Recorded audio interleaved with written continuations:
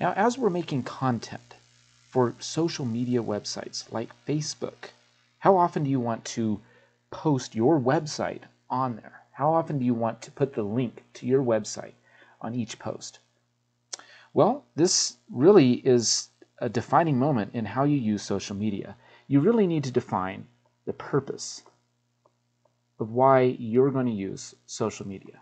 There's all kinds of purposes, and don't just assume that the goal is to just create posts and somehow that people are going to magically find your website.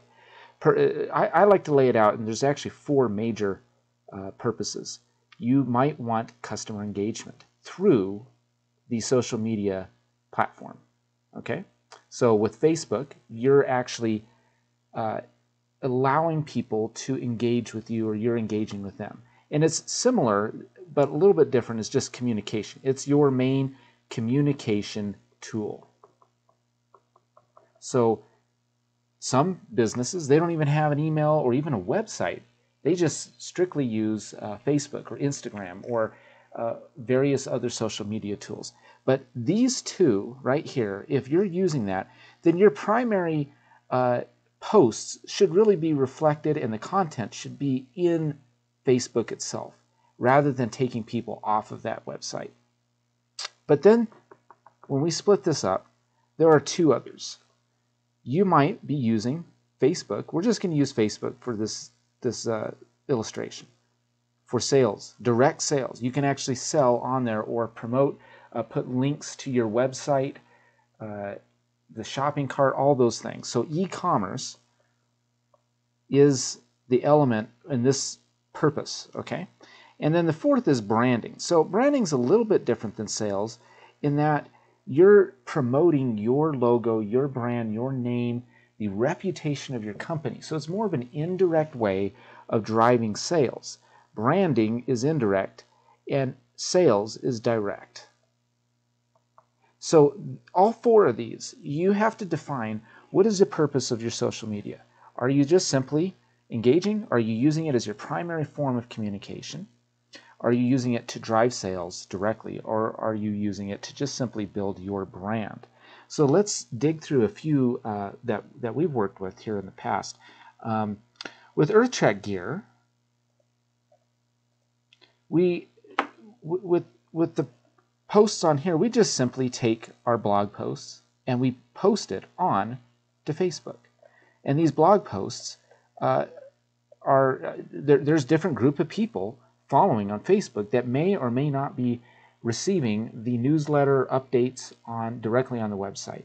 And so we may once in a while add some, in this social media strategy, add some content that's not on the website, but sometimes on EarthTrek Gear Facebook. And so this might be a trail review or just a real quick announcement of something that would take a little bit longer to do rather than send a whole email through the blog. We're just simply going through Facebook to do that. With Pilgrim Radio, it's almost entirely content of itself.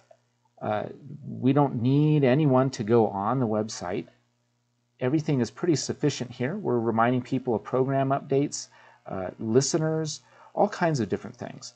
And so this is a tool that we use with Pilgrim Radio. This strategy is simply, it's communication. This is the communication tool. The website is separate.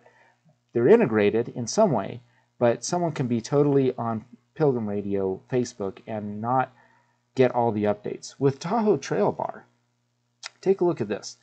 So some of the content, again, it's similar to EarthTrek Gear, but this content, more often than not, the sales and promotions and new products are posted on here. You can even click on the link direct to the product page from these posts and order things. Now, let's say it's a content, it's an article that is purely content driven.